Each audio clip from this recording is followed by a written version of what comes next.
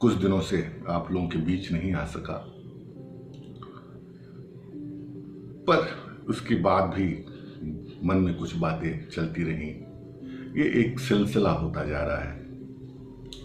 ये जो आभासिक दुनिया है, इस आभासिक दुनिया से भी एक रिश्ता जैसा बनता जा रहा है। बातचीत होती रही, बहुत सारे पिछले प्रश्न थे, बहुत सारे उत्तर थे, बहुत सारी बातचीत थी जो मुझे करनी थी, पर क्योंकि कुछ इस कोरोना काल में कुछ ढील मिल रही है, तो कुछ शेष जो बचे शेष कार्य थे उनको धीरे धीरे निपटा रहा था।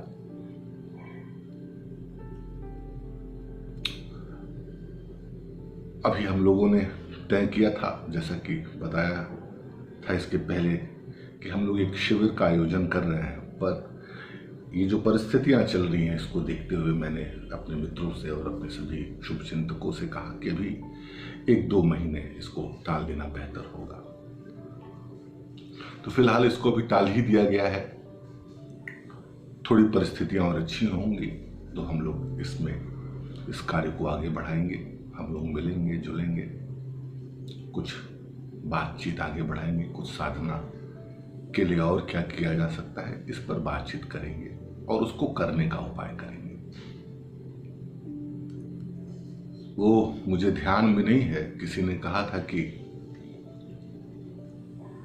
हिटलर के हाथ में अगर उनके पिताजी ने, जैसा कि ये कहा जाता है और उनकी आत्मकथा में भी ऐसा वर्णन है कि हिटलर जब बच्चे थे तो उनकी इच्छा थी चित्रकार होने की।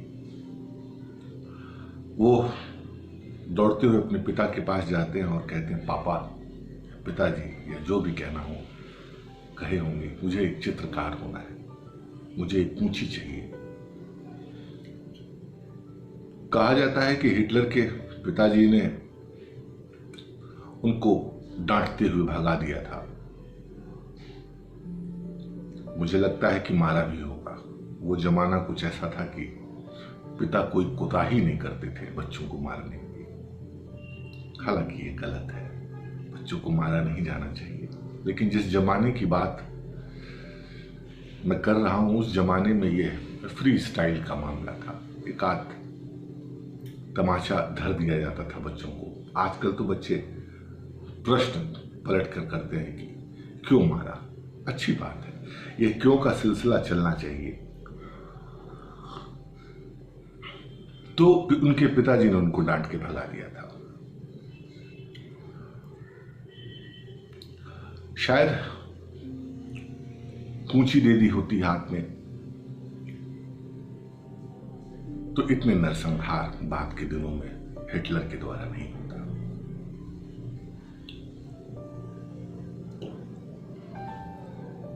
आप लोगों को जानकर हैरानी होगी कि आजादी के समय से आगे पीछे संगीत जगत में, भारतीय शास्त्रीय संगीत जगत में एक बाबा अलाउद्दीन खां साहब रहे हैं। उनके कुछ शिष्यों से मेरे अच्छे ताल्लुकात हैं। कुछ जो उनके प्रारंभिक दिनों के शिष्य थे, उनके साथ भी थोड़ा बहुत बातचीत रही है। उनके कार्यक्रमों में मैं शरीक हुआ हूं।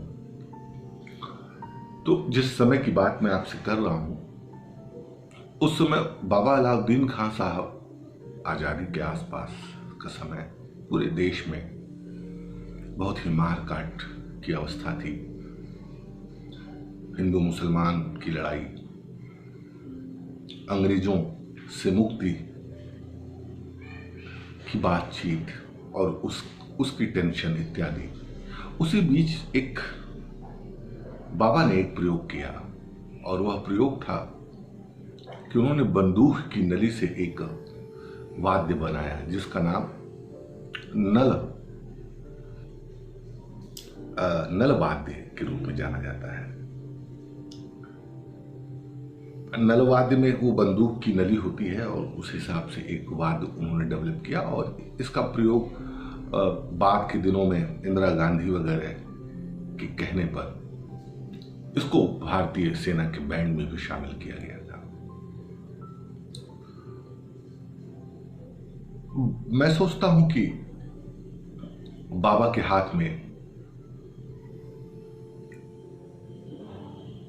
बचपन में ही शायद उनके पिताजी ने संगीत के स्वर पकड़ा लिए थे, जिसके नाते बाद के दिनों में बंदूक की नली भी उनको मिली तो उसका भी सदुपयोग उन्होंने कर लिया वाद्य बनाने के लिए। ऐसे ही बचपन में हिटलर को भी कूंची पकड़ा दी गई होती, कूंची थमा दी गई होती तो शायद इतने संकट, ये जो विश्व युद्ध में पूरी दुनिया में नरसंहार हुआ, इतना बड़ा नरसंहार नहीं होता।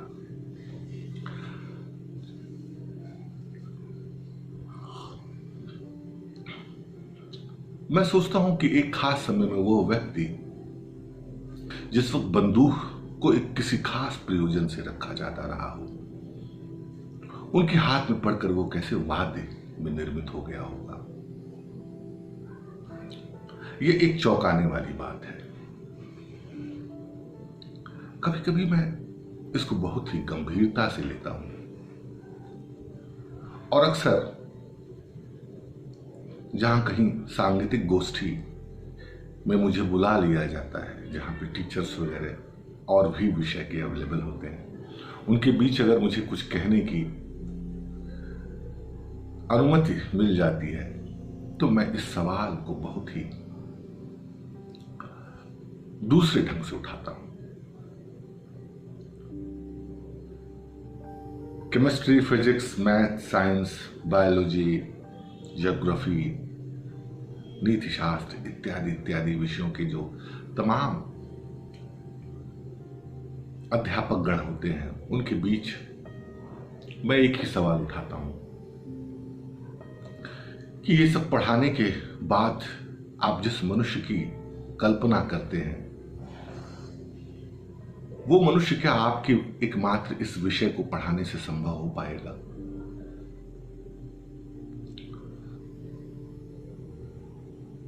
कभी कभी तो जब मेरे प्रश्न सभा में होते हैं तो उस वक्त तो मेरे पास कोई जवाब नहीं आते, पर पीछे बाद में लोगों के फोन से ये बात कही जाती है कि केवल हमारे विषय से काम नहीं चलेगा, क्योंकि सारी शिक्षा का जो मुख्य उद्देश्य है वो व्यक्ति को आनंद, व्यक्ति को नीति प्रज्ञ, व्यक्ति को एक जिम्मेदार नागरिक, जिम्मेदार व्यक्ति बनाने का है। पर मात्र इस एक कारण से कुछ कमी सी रह जाती है। वो एक शेर है ना कि ध्यान आ गया मुझे अचानक कि वो क्या ताजमहल में एक कमी सी है, हमने तेरी तस्वीर लगा दी। तो ये जो ताजमहल है शिक्षा का जो हम लोग निर्मित कर रहे हैं, उसमें तस्वीर किसकी लेनी चाहिए, ये महत्वपूर्ण है। तस्वीर कुछ करती नहीं है, वो तो अपनी जगह बस दीवार पे पड़ी रहती है, पर जिसकी दृष्टि में वो आती है, उसकी दृष्टि में सौंदर्य, उसकी दृष्टि में चैतन्य, उसकी दृष्टि में एक खास प्रयोजन बीजारोपित कर जाती है। तो विभिन्न विषयों के ताजमहल में संगीत की प्रासंगिकता, संगीत की तस्वीर मढ़ी जानी चाहिए, या किसी कला की मढ़ी जानी चाहिए। कला की आवश्यकता व्यक्ति को संवेदनशील बनाने के लिए है। हमें यह ध्यान रखना चाहिए कि जिन पात्रों को लेकर के, जिन देवताओं को लेकर के हमने अपने जीवन की ईंटें रखी हैं, अपने जीवन का मकान बनाया है, उन सभी देवी देवताओं के हाथ में कोई ना कोई वाद्य अवश्य है। किसी चित्र बनाने वाले ने यह गलती नहीं की। भगवान शिव का डमरू हो, विष्णु का शंख हो,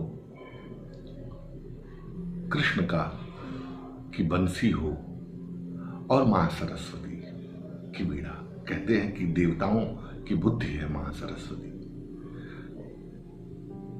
और मां सरस्वती के हाथ में जो वीणा है, दरअसल उसके कुछ और भी अर्थ है, कुछ और भी प्रयोजन है।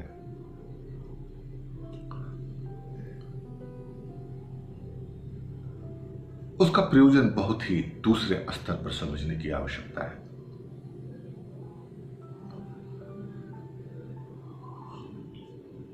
वैज्ञानिकों का तो यह मानना है कि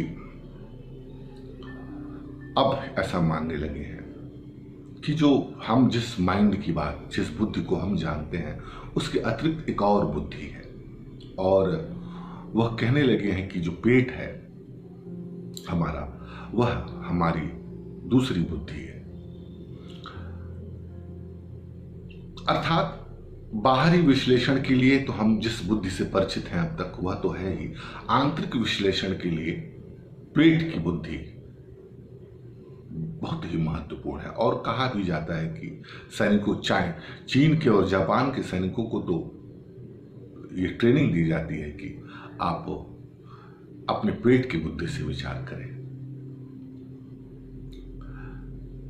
दरअसल वो उसका जो बड़ा ही वैज्ञानिक, मनोवैज्ञानिक कारण है, वह यह है कि मनुष्य स्वयं में ना तो पुरुष है ना स्त्री है। तो जिस माइंड से, जिस बुद्धि से हम अभी तक परिचित हैं, वह पुरुषोचित बुद्धि है। स्त्री की बुद्धि का विस्तार हम लोगों ने नहीं किया।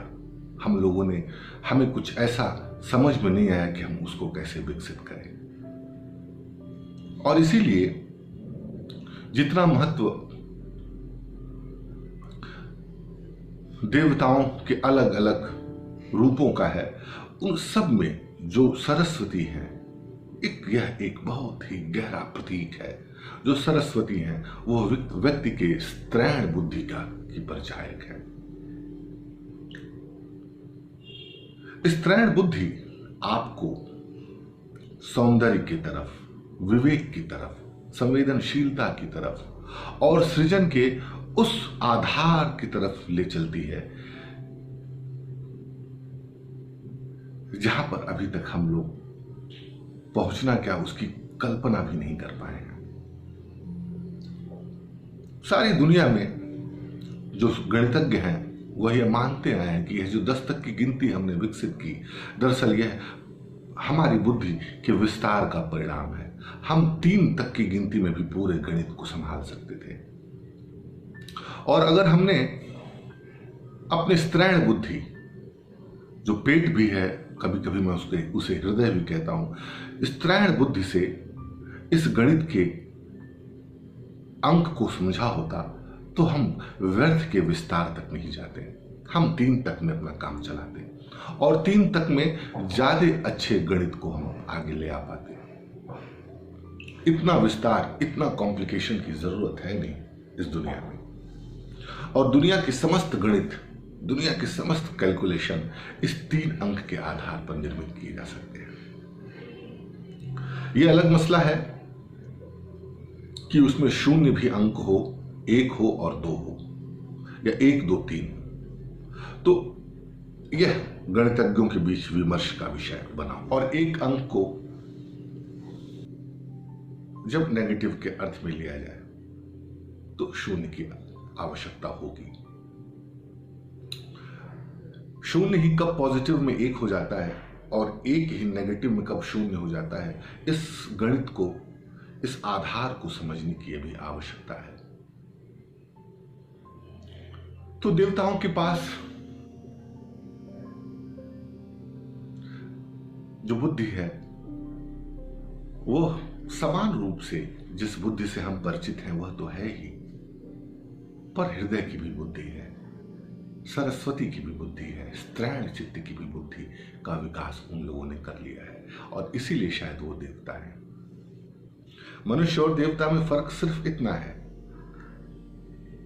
कि जब हम अपने हृदय का विस्तार कर लेते हैं, अपने करुणा का विस्तार कर लेते हैं, करुणा के गणित को, करुणा के विज्ञान को, करुणा के भूगोल को, करुणा के फिजिक्स को, करुणा की केमिस्ट्री को हमने अभी समझा नहीं है। इसे समझने की आवश्यकता है। हमारी बुद्धि, पेट की बुद्धि, हमारी हृदय की बुद्धि जब थोड़ा विकसित होने लगती है तो इधर हमारी दृष्टि धीरे धीरे बढ़ती है।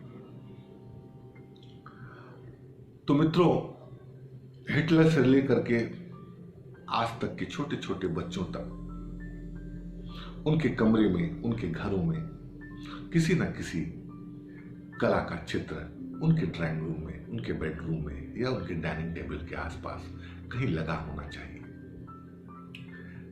जिससे वो एकांत में अपने हृदय की बुद्धि का भी विस्तार कर सके और जीवन जो दिन ब दिन इतना कॉम्प्लिकेटेड होता जा रहा है, उस कॉम्प्लिकेटेड को इस हृदय की बुद्धि से समुचित रूप से उसका उपचार कर सके। इधर हम थोड़े अपने ध्यान को ले जाएंगे तो साधना पथ में एक नई गहराई, एक नए अनुभव से हम साक्षात्कार कर पाएंगे।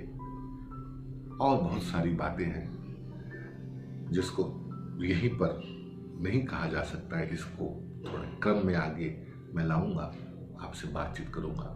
आज इतना ही। साधु।